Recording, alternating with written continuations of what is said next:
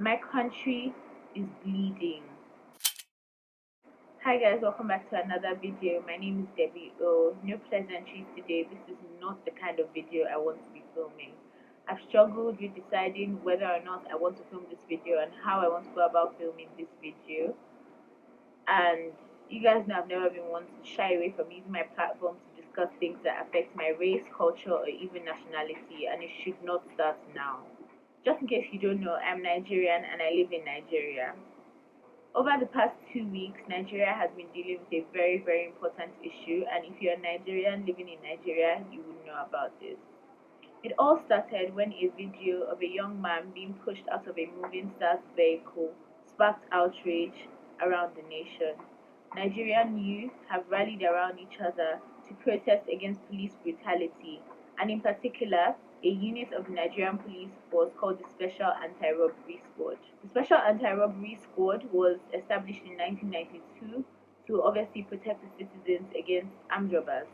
This unit has fast gone on to become a rogue unit in the police force because they are known for mirroring exactly the same crimes they were created to stop. These officers in these units profile young Nigerians based on the way they are dressed, the way their hair looks, how nice they look, what kind of car they drive, and even just because they have an iPhone.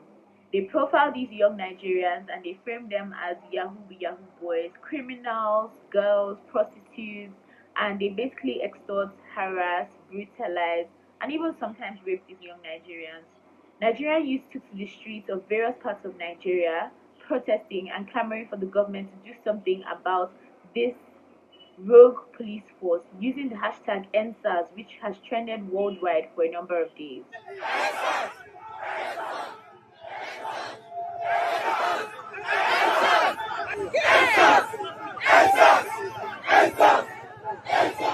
A lot of international celebrities have lended their voice to this fight against police brutality because this is something that goes on everywhere in the world.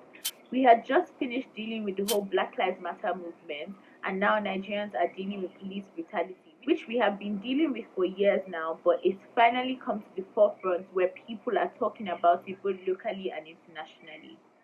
A few days later, the Inspector General of Police in Nigeria announced that the SARS unit had been dissolved and was being replaced with the Special Weapons and Tactics Unit of the police force.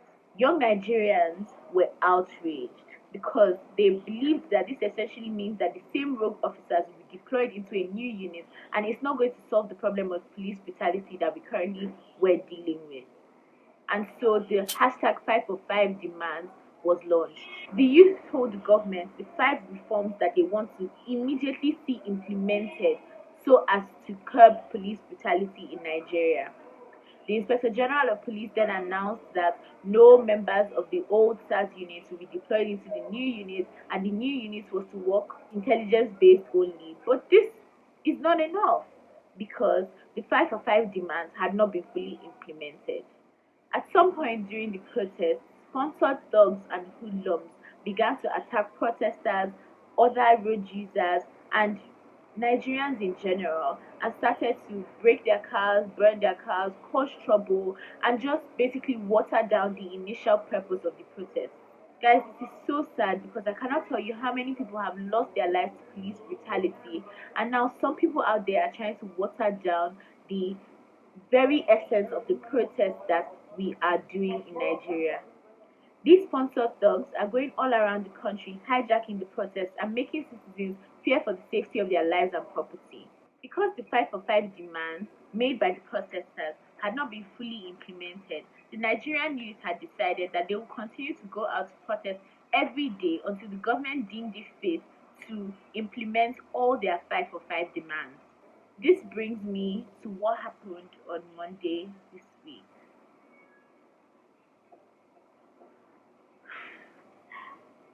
The Lagos State government announced a 24-hour curfew at 12 p.m. on Monday to start at 4 p.m. the same day. If you guys know Lagos, you know that there's always traffic, and when you announce a curfew like that, people are running helter-skelter, trying to get everything they need so they can stay at home, and there's even more traffic. A number of the protesters decided that They were going to stay at the Lekki toll gate, which has been one of the main points of the peaceful protest by Nigerian youth so far, despite the curfew announcement. Let me add that the Lekki toll gate protest has been the most peaceful protest that Lagos has seen since the whole protest started 2 weeks ago. Lekki is the only protest point in Lagos that has not recorded any death or injury so far in the Lagos protest. At around 6 p.m. on Monday, barely 2 hours after the curfew had started, and peaceful protesters were at the Lekki toll gate, sitting down, waving the Nigerian flag and singing the national anthem.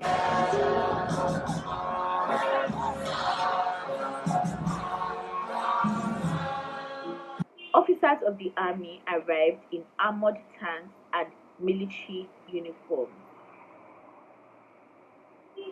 They began to shoot at peaceful protesters who were sitting down singing the national anthem, and many were injured and many even died. Here right now, they are shooting at us. The street is in a mess right now. It feels like a war. It's like a war. They can't deny this one. It was premeditated. They wanted to kill us.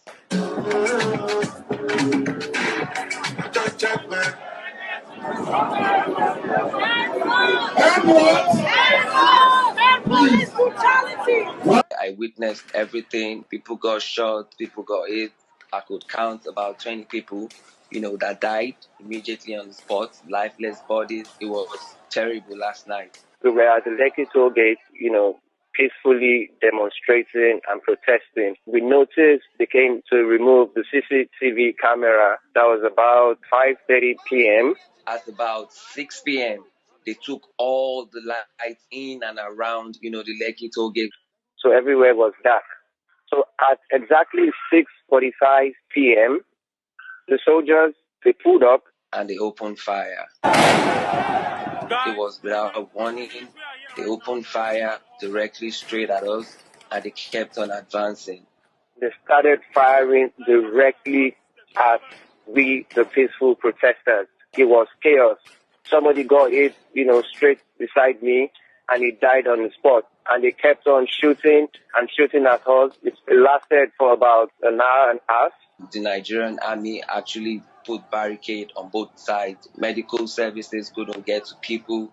And the soldiers were actually picking up the dead bodies. They were picking up the dead bodies. It was total chaos. Nobody provoked the army. So when they came, we all got down on our knees. Some of us went flat on the ground, some of us with the hands up. And they didn't stop shooting. It was very obvious that they were coming directly at us to kill as many people as possible because we were surrendering. I'm so scared right now.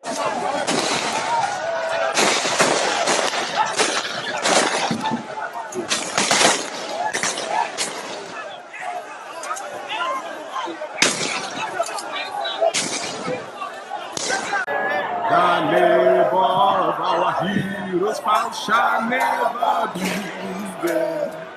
To serve with heart and mind, one nation, freedom, peace and unity.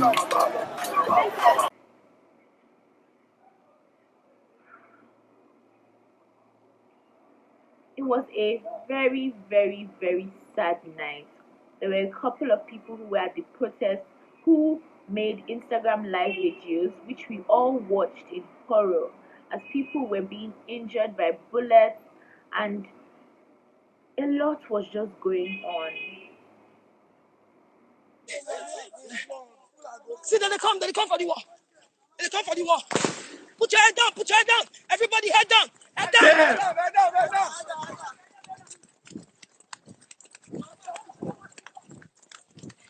Jesus. The most painful part of this situation is that no one has taken responsibility for the shooting at the Lekki toll gate. The government has said they don't know who ordered the shooting and where the officers who shot came from. They are not holding anyone accountable currently for this horror that citizens had to experience. This has sparked a series of terrible things happening in Lagos with hoodlums and thugs going around looting, breaking into people's homes and property, destroying lives, destroying property. TV stations have been attacked, individuals have been attacked in their homes, their cars have been burnt down, people have lost their sources of livelihood, people have lost their homes, all because of this issue. I personally had my experience with SARS, which if you follow me on Instagram, you'd have heard me talk about, or you'd have seen my Instagram post that I made last year when I had experienced an encounter with SARS. I thank God that I don't know how God intervened in that situation, and I was able to get myself and my friends out of that situation unharmed. But every time I think back at that day and I think about all the stories I've heard about SARS brutality, I know that it could easily have been us. But now we're seeing that the problem has gone beyond SARS. This isn't just about a unit in the police force. This is about the fact that there are citizens peacefully protesting against police brutality, and they are being retaliated at with police brutality. It is saddening, to say the least, that we have hundreds of people in hospital with gunshot wounds, and no one has yet to be held accountable for this attack. This brings me to speaking to the Nigerians in diaspora. You are not here does not mean you don't understand what's going on, and does not mean you cannot lend your voice to amplify the situation. International media is now speaking about the issues that are going on in Nigeria, and before any other thing, Nigeria is your home. This is where your family is. It could be your brother, it could be your sister, it could be your mom, it could be your dad, it could be your grandparents, it could be your cousins. Don't turn a blind eye to Nigeria just because you have citizenship in another country. If Black Lives Matter, shouldn't Nigerians' lives matter too? All we have now is our voices. All we have now is the fight that's left in us to ensure that we build a better Nigeria for our children and our children's children. The lives, the labor of our heroes past being the people who have died during this protest, cannot be in vain. We cannot let their blood be shed for nothing. Wherever it is you are all over the world, if you have Nigerian blood in you, pick up your patriotic spirit and do something for the betterment of the future of your country. This is your legacy and your children's legacy, whether you like it or not. If international celebrities can lend their voices, donate their money to helping us in this country, how much more you, even non-Nigerians, people who come to Nigeria for Dirty December or Lagos Rock, people who create content using Nigerian resources or coming to Nigeria to create content. This is the time where you need to create Nigerian content. This is the time that we need to hear your voice. Whatever platform you have, use it. If you're a content creator, if you are an artist, if you are an architect, if you are a musician, if you are a hairdresser, whatever you do, this is the time to rally around your Nigerian counterparts. I've seen Nigerians come through for people when things happen all over the world. Nigerians come all the way through for people. So this is the time for you to please support Nigerians. Do your bidding, please. Whatever little you can do, nothing is too small. Just do something. Guys, I haven't been able to sleep for the past 3 days.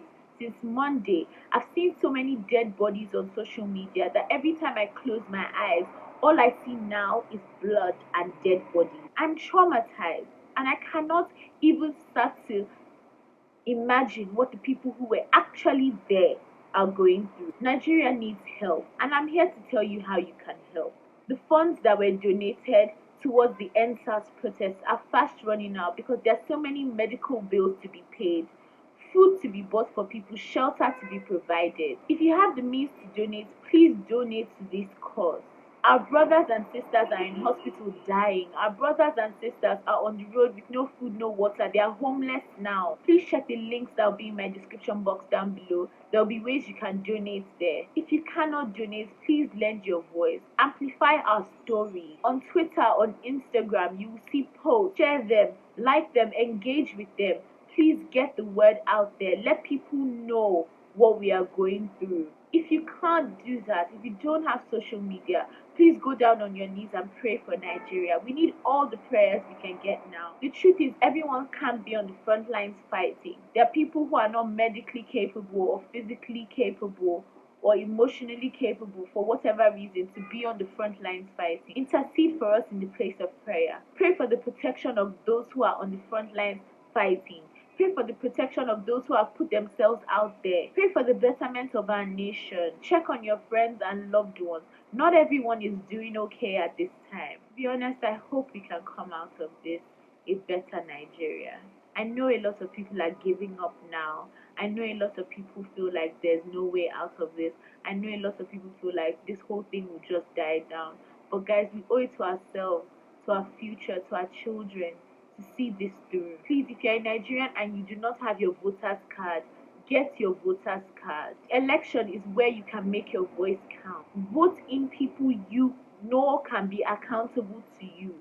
Vote in people you know are carrying the mantle of the people and are ready to serve. I don't know what else to say, guys, because I'm hurt.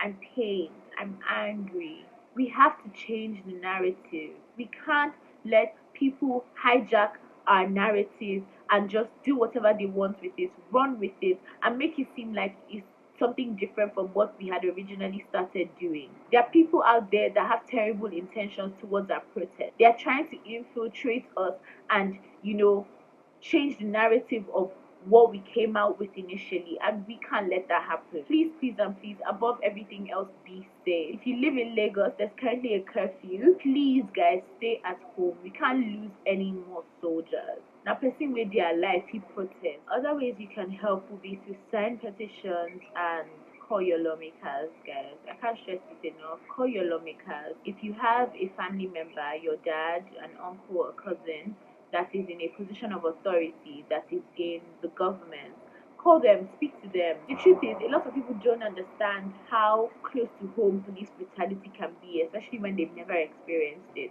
A lot of governmental officials have security aides and all that, so their children never go through experiencing police brutality. But if you can sit your parents down and tell them stories of your friends who have experienced police brutality, or just try and relate with them and let them know that this could be you, maybe, just maybe, they will think to understand that the youth are not just clamoring for nothing. We're clamoring because our lives are at risk. We're asking for the basic human rights to life. That's what we're asking for. Please, please, and please lend your voice in whatever way you can, especially if you have a connection to somebody who can actually do something about the situation in our country. Then I believe that it is your responsibility as a Nigerian citizen to do the best you can to help us amplify this, situation. I'm still proud to be Nigerian, even though it gets stressful sometimes, and at some point you just want to give up. I try to hold the fort, because now I'm scared, and I know a lot of people are scared, but we can only hope and pray and keep fighting, and one day we will break through. This too will surely pass. Don't forget to check the links in the description box so you can find out how you can help, if you can help in any way whatsoever. And yeah, thank you guys so much for watching. Just wanted to catch you up to speed on what's been going on in my life. I've been off YouTube for the past couple of weeks because I've been trying to focus on what's been actually going on. But I do realize that my channel is an escape for a lot of people, and so I will start posting regular videos very soon for you guys, just so you can have something to take your mind off the situation. Thank you guys so much for watching. Don't forget to subscribe if you're not already subscribed, and I'll see you guys in my next video. God bless Nigeria.